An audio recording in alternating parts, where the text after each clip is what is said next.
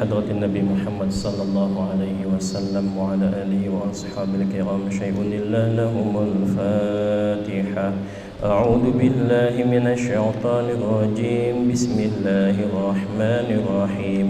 الحمد لله رب العالمين الرحمن الرحيم مالك يوم الدين.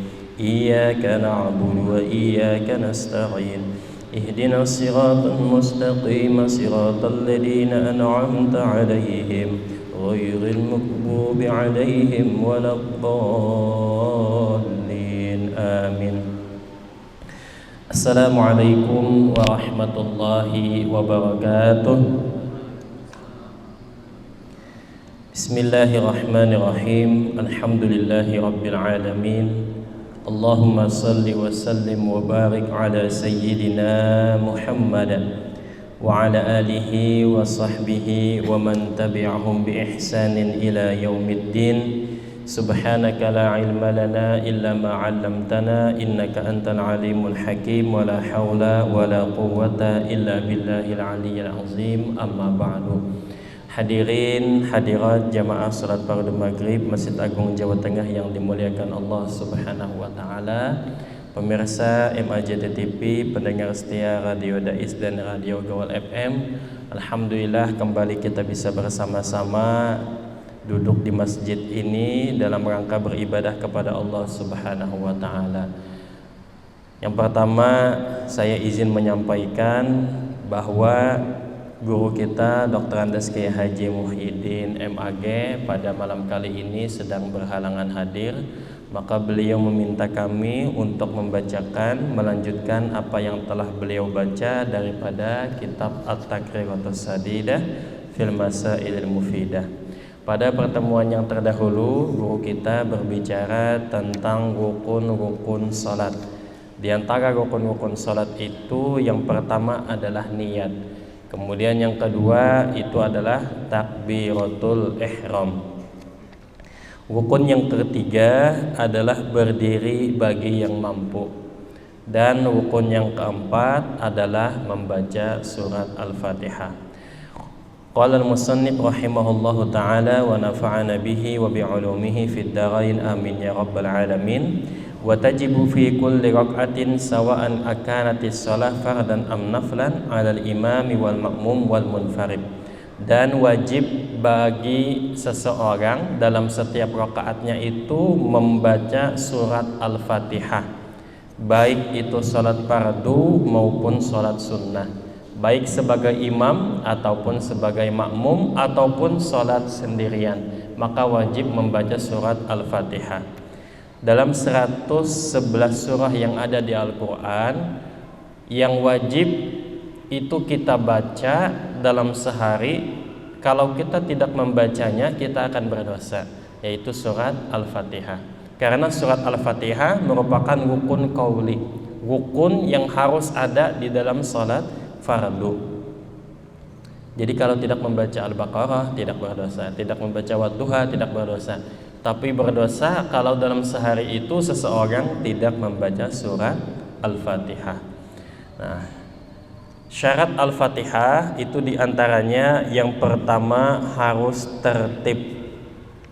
Tidak boleh semisal basmalahnya di akhir dimulai dengan Alhamdulillah lalu basmalah, kemudian waladhdallin dan seterusnya. Jadi harus tertib yang pertama.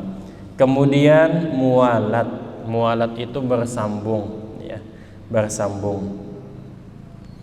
Maka kalau semisal antara basmalah, semisal Bismillahirrahmanirrahim, lama jedanya, baru kemudian Alhamdulillah, maka itu mengakibatkan Fatihahnya tidak dikatakan sah. Jadi harus mualat antara satu ayat dengan ayat yang lainnya. Kemudian memperhatikan huruf-hurufnya. Jadi jangan sampai hurufnya itu menjadi berubah. Nah, kemudian juga memperhatikan tasdidnya, ya, tasdid dalam Al-Fatihah. Kemudian diantaranya membaca semua ayat-ayat dalam surat Al-Fatihah. minha al-basmalah. Maka dalam mazhab Syafi'i, basmalah itu merupakan bagian daripada surat Al-Fatihah. Maka kalau orangnya tidak mantap, ada orang yang menjadi imam langsung membaca alhamdulillah, tidak membaca basmalah. Nah, maka di sini tidak dikatakan sah Fatihahnya, karena basmalah merupakan bagian daripada surah Al-Fatihah dalam mazhab Imam Syafi'i. Kenapa? Likasratil ahadits al-waridah fi dzalika. Di antaranya karena banyaknya hadis yang berkaitan tentang wajibnya membaca basmalah. Ya, basmalah bagian daripada surat Al-Fatihah. Di antaranya hadis Nabi sallallahu alaihi wasallam, "Idza qara'tum alhamdulillah faqra'u bismillahirrahmanirrahim." Bila mana membaca alhamdulillah, makna surat Fatihah, maka bacalah dengan memulai bismillahirrahmanirrahim. Kemudian diantaranya lagi Nabi mengatakan bismillahirrahmanirrahim ihda ayatiha. Membaca basmalah bismillahirrahmanirrahim itu merupakan salah satu ayat daripada ayat-ayat yang ada dalam surat Al-Fatihah. Diriwayatkan oleh Daruqutni dan Imam Baihaqi dengan sanad yang sahih. Kemudian daripada Ummu Salamah Ummul Mukminin, anna Rasulullah sallallahu alaihi wasallam qara'a fis shalah, bahwasanya Rasulullah itu membaca di dalam salatnya bismillahirrahmanirrahim, fa'addaha ayah, dan beliau menyebutnya itu sebagai ayat, dianggap sebagai ayat. Hadis riwayat Abu Daud, Daruqutni, Imam Hakim, Baihaqi dan lainnya dengan sanad yang sahih. Kemudian riwayat daripada Ibnu Abbas dan Abu Hurairah dan yang lainnya mengatakan anna Rasulullah sallallahu alaihi wasallam kana yajharu bi bismillahirrahmanirrahim. Adalah Rasulullah sallallahu alaihi wasallam itu membaca jahar, membaca nyaring dengan lafaz bismillahirrahmanirrahim. Nah, jadi basmalah ini memang khilafiyah ulama. Ada yang mengatakan basmalah itu dibaca sir, ada juga dibaca jahar, terang-terangan. Ala kulli hal dalam mazhab Syafi'i itu dibaca jahar dan wajib dibaca basmalah. Kemudian diantaranya lagi hendaknya Fatihah itu dibaca dalam keadaan berdiri bagi orang yang sanggup berdiri. Dan diantara syarat sah membaca Fatihah itu membacanya ayyusmi'a nafsahul qira'ah. Hendaknya yang dia baca itu terdengar oleh dirinya sendiri. Kalau tidak terdengar oleh dirinya sendiri, itu bukan disebut dengan membaca.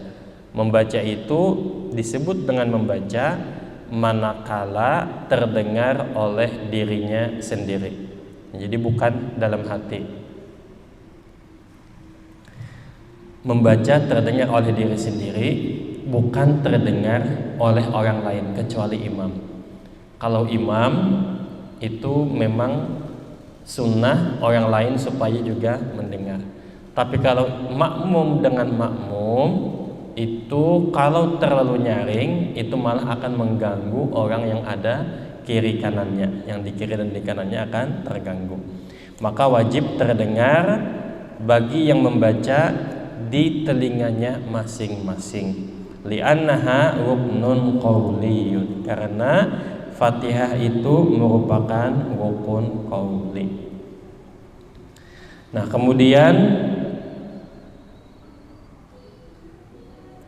hendaknya tidak disela-selai antara membaca Fatihah itu dengan zikir yang asing, zikir di luar salat. Allah yatakhallalaha dzikrun ajnabi. Di antaranya huwallazi laisa min maslahati salat, yaitu zikir bukan untuk kemaslahatan sholat. Ada orang yang bersin, mengucapkan apa? Alhamdulillah. Lalu yang sholat menjawab yarhamukallah. Nah, ini tidak seperti itu. Jadi kalau semisal dia membaca alhamdulillahirabbil alamin, itu bukan niat membaca Fatihah, tapi dia bersin kemudian dia baca alhamdulillah, maka itu tidak dianggap membaca Fatihah. Meskipun dia membacanya itu alhamdulillahirabbil alamin tepat pada saat selesai membaca basmalah, bismillahirrahmanirrahim, bersin dia, kemudian dia mengucapkan alhamdulillah.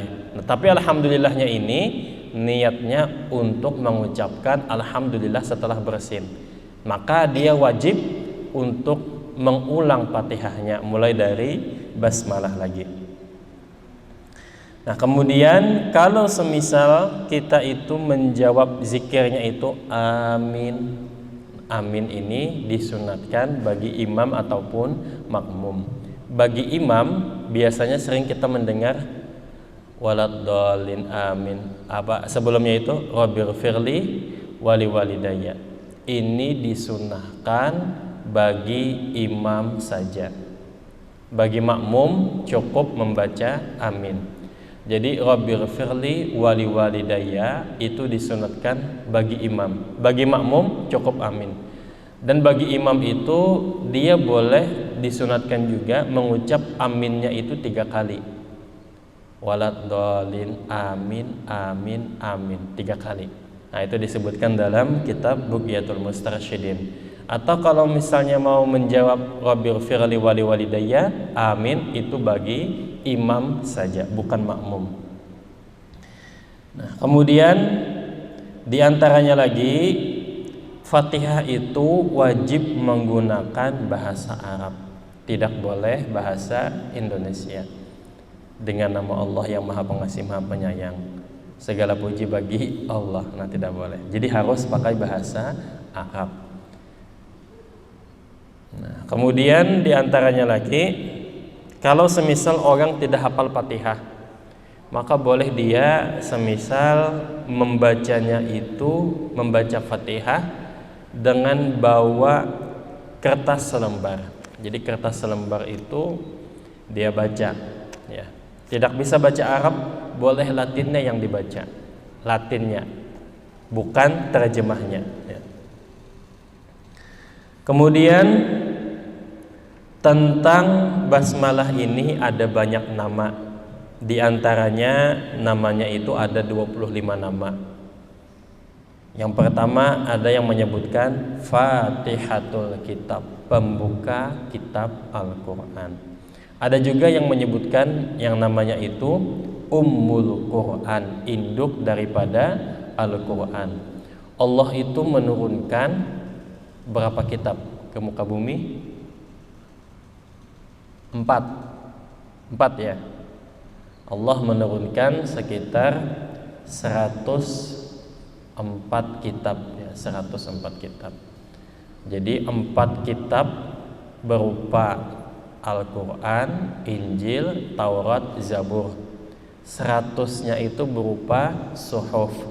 Ada suhuf Ibrahim wa Musa, ada suhuf Nabi Syed, ada suhuf Nabi Idris, ada suhuf Nabi Ibrahim, suhuf Nabi Musa, dan seterusnya. Nah, itu jumlahnya 100. 104 kitab ini intisarinya terkandung di dalam satu kitab, yaitu Al-Quran. Al-Quran itu ada 114 surah. Intisarinya terkandung dalam satu surah. Surah apa? Al-Fatihah. Maka Al-Fatihah itu disebut dengan Ummul Quran, induknya Al-Quran. Kata Nabi, umatku ini tidak akan tersesat manakala berpegang pada 2 hal, kitab Allah dan apa? Sunnah Nabi, ya. Kitab Allah, Al-Quran, dan sunnah Nabi. Jadi kalau kita berpegang pada 2 hal ini, tidak akan sesat. Induk daripada Al-Quran disebut dengan Ummul Quran, yaitu surat Al-Fatihah. Induk daripada hadis atau sunnah disebut dengan Ummus Sunnah. Apa itu Ummus Sunnah? Ummus Sunnah itu kata Imam Al-Qurtubi ada satu hadis. Hadisnya itu bercerita agak panjang. Malaikat Jibril menyamar menjadi laki-laki yang tampan, berambut hitam, berpakaian putih, bersih. Malaikat Jibril bertanya kepada Nabi Muhammad, mal iman, mal Islam, mal ihsan. Apa itu iman? Apa itu Islam? Apa itu ihsan? Iman, beriman kepada Allah, kepada malaikatnya, kepada kitab-kitabnya, kepada rasulnya. Nah, sampai hari kiamat ada enam rukun iman. Rukun Islam, mal Islam, syahadat, salat, puasa, zakat, haji. Mal ihsan. Nah, ini tiga hal ini, iman, Islam dan ihsan, menjadi disiplin ilmu tauhid, ilmu fikih, dan ilmu tasawuf atau ilmu akhlak. Nah, ini yang disebut dengan hadis Ummus Sunnah, induknya sunnah. Itu satu hadis, yaitu terkenal dengan hadis Jibril. Nama lain daripada Al-Fatihah yakni Sab'ul Masani. Jadi 7 ayat yang diulang-ulang. Ada juga yang menyebutnya surat Alhamdu. Surat Alhamdu karena dimulai dengan Alhamdulillah. Ada juga dengan Al-Kafiyah yang mencukupi, Al-Wafiyah, Asy-Syafiyah, dan juga ada yang mengatakan Al-Asas. Banyak namanya. Para ulama menyebutkan banyaknya nama itu menunjukkan banyaknya keutamaan, ya, banyaknya keutamaan. Hukum basmalah. Hiya ayatun minal Fatihah. Basmalah itu merupakan satu ayat daripada surat Al-Fatihah. Wa tusannu fi awwali kulli suratin illa surat At-Taubah. Dan sunnah membaca basmalah dalam setiap memulai membaca surah. Surah apa saja sunat diawali dengan basmalah kecuali surat At-Taubah. Fatahrumu fi awwaliha, maka diharamkan membaca basmalah di awal surat At-Taubah. Wa tukrahu fi asna'iha, dan dimakruhkan membaca basmalah di pertengahan surat At-Taubah menurut Imam Ibnu Hajar.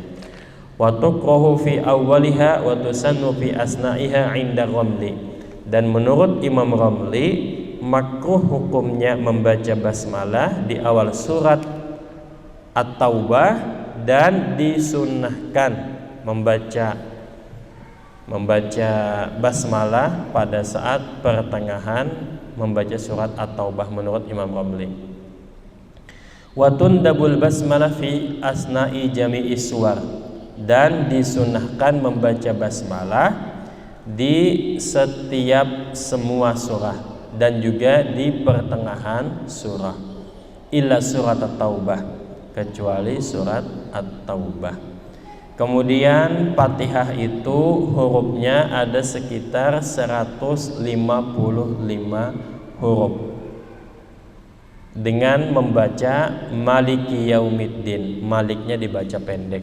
Kalau dibaca panjang maka ada 156 huruf. Maliki Yaumiddin atau Maliki Yaumiddin, dua-duanya benar. Wa adadul huruf allati laysat fil Fatihah sab'ah. Nah, kemudian rukun yang selanjutnya yakni rukuk menjadi rukun. Wa huwa lughatan al-hina al-inhina. Rukuk itu adalah rukun yang kelima, yaitu menunduk, ya. Dengan catatan menunduknya itu, ya, tangannya yang rukuk itu berada di lutut, ya. Nah, di lutut. Syurutu rukuk, syarat-syarat rukuk. Yang pertama, ayasihha ma qablahu minal arkan. Yang pertama adalah rukun-rukun yang sebelumnya itu sah. Orang rukuk tapi sebelumnya dia tidak ada niat sholat, nah maka tidak sah rukuknya. Orang rukuk tapi dia tidak mengangkat takbir Allahu Akbar, tidak mengucap takbir Allahu Akbar, maka rukuknya tidak sah. Mulai dari awal lagi ya. Fa idza lam yasih fi ma ba'dahu lagun ila ayati bimithlihi fi raqatin taliyah alla yaqsida bihi ghairahu. Jadi yang pertama, syarat yang pertama sahnya ruku, yakni sahnya rukun-rukun sebelum ruku tersebut. Yang kedua, dia rukuk dengan catatan tidak menghendaki kecuali rukuk. Jadi bukan karena dipukul orang lalu dia rukuk atau terjatuh atau lainnya ya. Falau hawa li sujudin tilawah masalan faj'alahu ruku'an lam yakfihi wa la yadurruhu idza qasada ruku' ma ghairihi. Jadi kalau seandainya seseorang ini hendak sujud tilawah,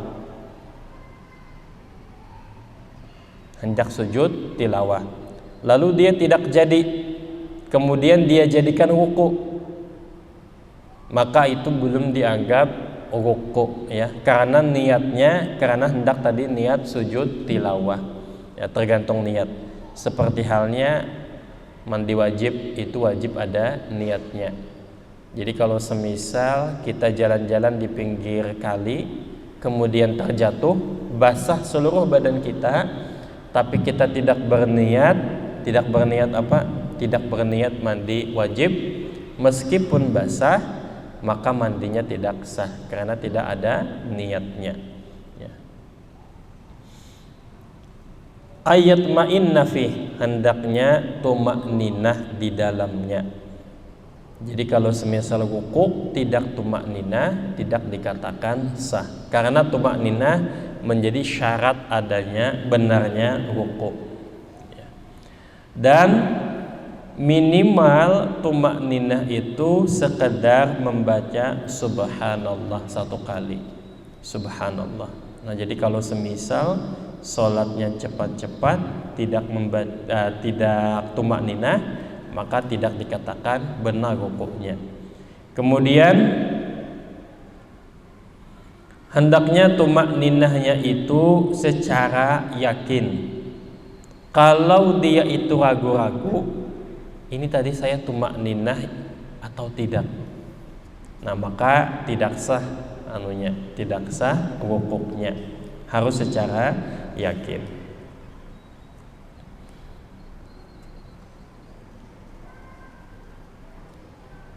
Kemudian rukuknya itu hendaknya sekira-kira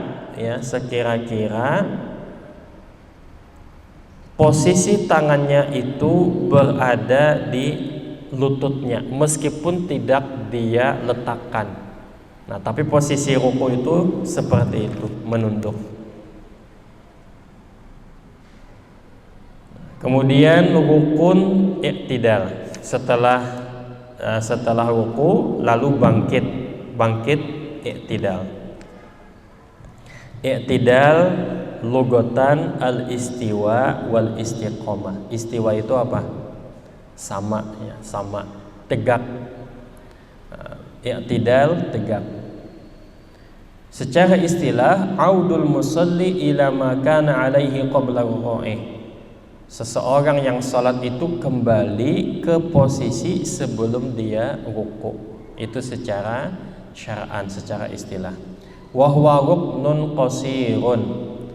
I'tidal merupakan rukun yang pendek. Syuri'a lil fasli baina ruku'i was sujud. Disyariatkan untuk membedakan, untuk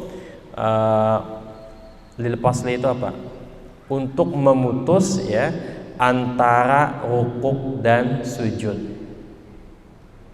Wa kadzalika al-julus baina sajadataini, begitu juga duduk di antara dua sujud. Nah, ini rukun yang pendek juga. Syurutul i'tidal, syarat-syarat i'tidal. Yang pertama ayyasihha ma qablahu. Rukun-rukun yang sebelumnya itu harus sah. Kalau rukuknya itu belum sah, maka tidak boleh langsung i'tidal. Kemudian alla yaqsida bihi ghayrahu. Falau rafa'a faz'an min syai'in lam yakfihi. Hendaknya dia itu i'tidal, niatnya bukan karena selainnya. Kalau dia ruku, kemudian ada petasan, dia kaget, lalu dia berdiri, maka ini belum disebut sebagai i'tidal, karena tidak ada niat untuk i'tidal, tapi dia kaget ada petasan. Kemudian syaratnya lagi adalah ayat ma'inna fi tuma'ninah. Nah, sekadar membaca subhanallah. Dan tuma'ninahnya itu secara yakin, ya, secara yakin. Jadi kalau ragu-ragu masih belum cukup. Jadi harus yakin.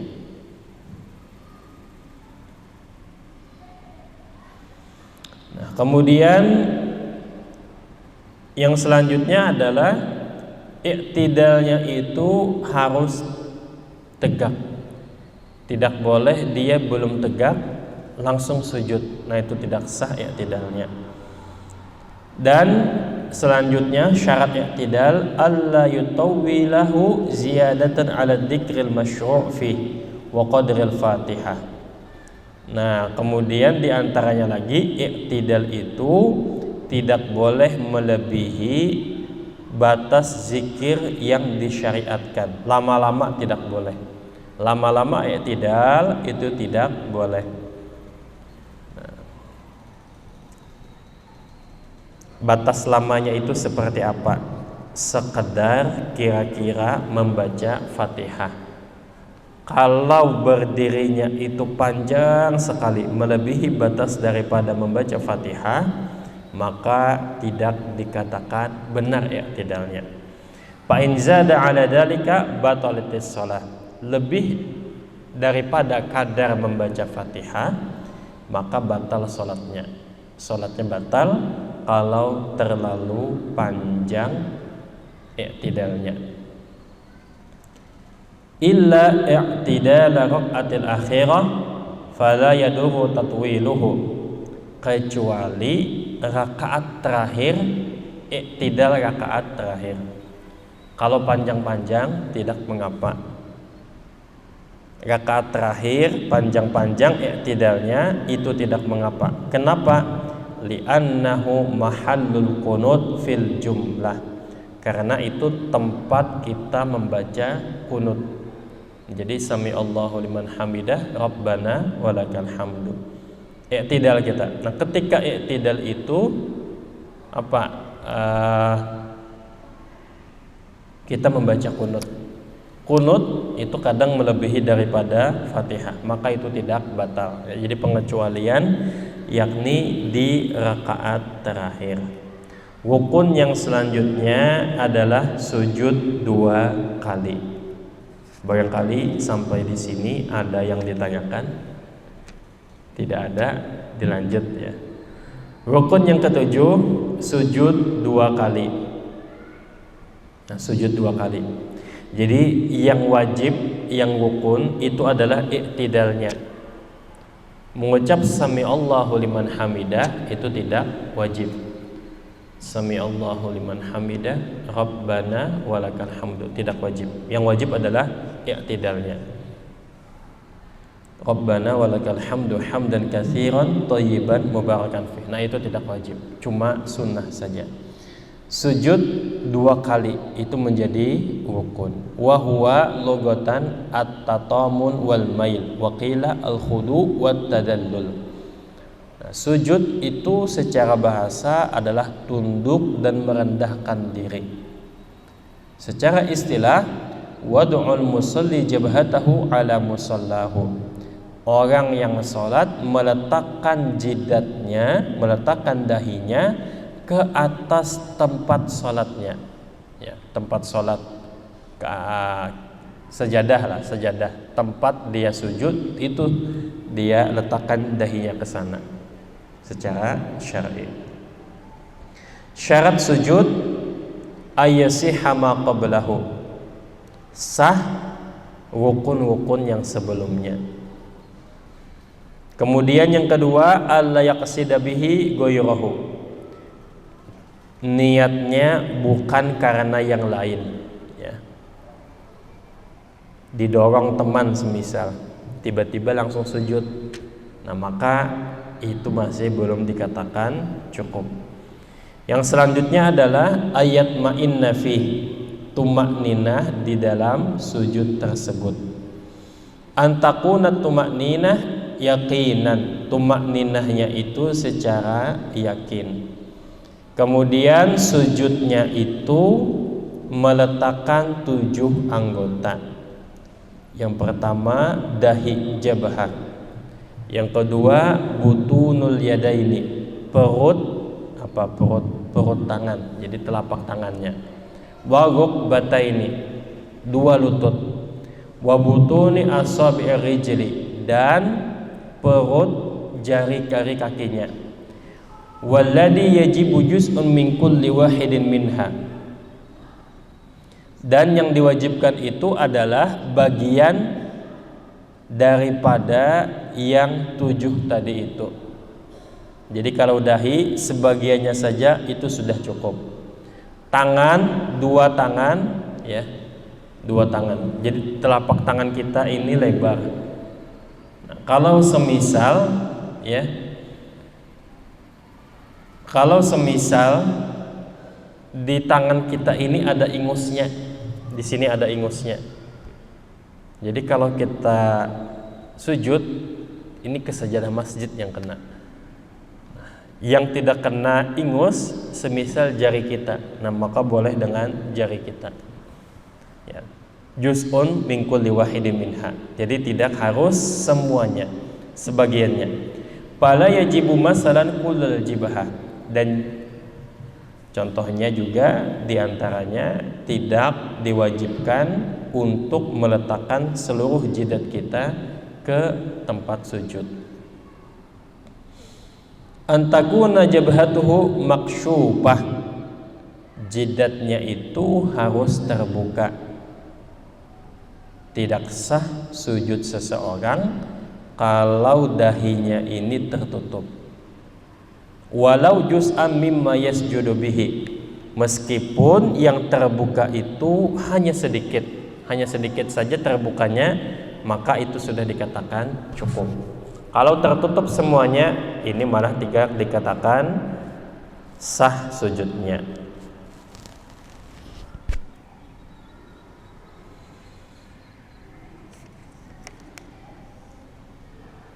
Kemudian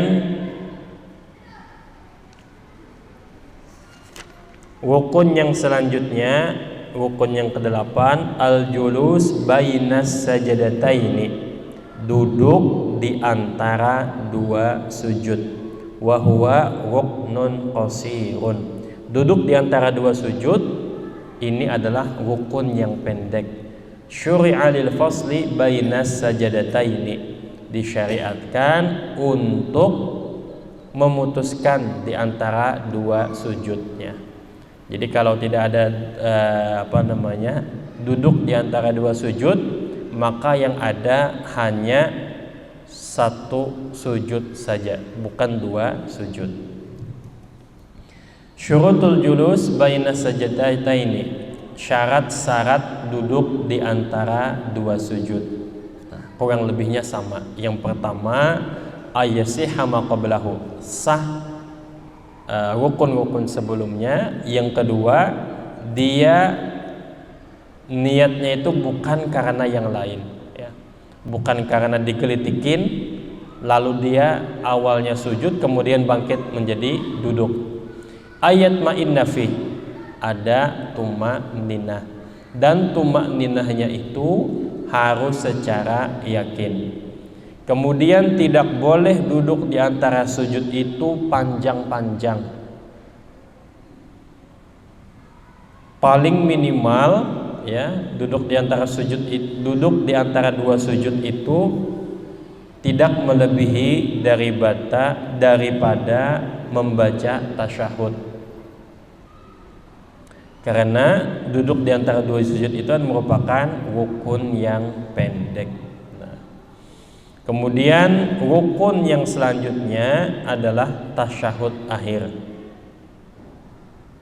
Kenapa disebut tasyahud? Karena di dalamnya itu terdapat dua kalimat syahadat. Tasyahud yang pertama itu tidak menjadi rukun. Itu namanya sunnah apa? Sunnah ab'ad. Kalau tasyahud akhir ini yang menjadi rukun. Syarat tasyahud yang pertama ayasihha ma qablahu, sah rukun-rukun yang sebelumnya, dan ayyakuna bil arabiyyah, hendaknya tasyahud itu dengan bahasa Arab.